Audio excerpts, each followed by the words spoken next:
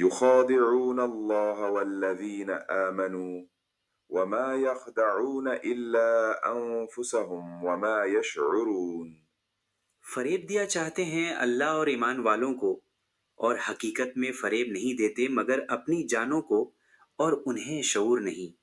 یہ لوگ اللہ کو اور ایمان والوں کو فریب دینا چاہتے ہیں، حالانکہ یہ صرف اپنے آپ کو فریب دے رہے ہیں اور انہیں شعور نہیں۔ یخادعون اللہ، وہ اللہ کو دھوکا دینا چاہتے ہیں۔ اللہ تعالیٰ اس سے پاک ہے کہ اسے کوئی دھوکا دے سکے، وہ تمام پوشیدہ باتوں کا جاننے والا ہے۔ یہاں مراد یہ ہے کہ منافقوں کے طرز عمل سے یوں لگتا ہے کہ وہ خدا کو فریب دینا چاہتے ہیں، یا یہ کہ خدا کو فریب دینا یہی ہے کہ وہ رسول اللہ صلی اللہ علیہ وآلہ وسلم کو دھوکا دینا چاہتے ہیں، کیونکہ حضور پر نور صلی اللہ علیہ وآلہ وسلم اللہ تعالیٰ کے نائب اور خلیفہ ہیں، اور انہیں دھوکا دینے کی کوشش گویا خدا کو دھوکا دینے کی طرح ہے۔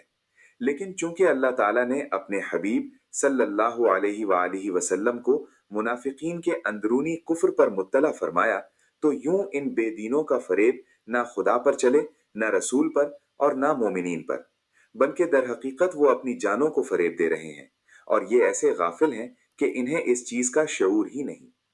ظاہر و باطن کا تضاد بہت بڑا عیب ہے۔ اس آیت سے معلوم ہوا کہ ظاہر و باطن کا تضاد بہت بڑا عیب ہے۔ یہ منافقت ایمان کے اندر ہو تو سب سے بدتر ہے، اور اگر عمل میں ہو تو ایمان میں منافقت سے تو کمتر ہے، لیکن فی نفسی ہی سخت خبیث ہے۔ جس آدمی کے قول اور فعل اور ظاہر و باطن میں تضاد ہوگا تو لوگوں کی نظر میں وہ سخت قابل نفرت ہوگا۔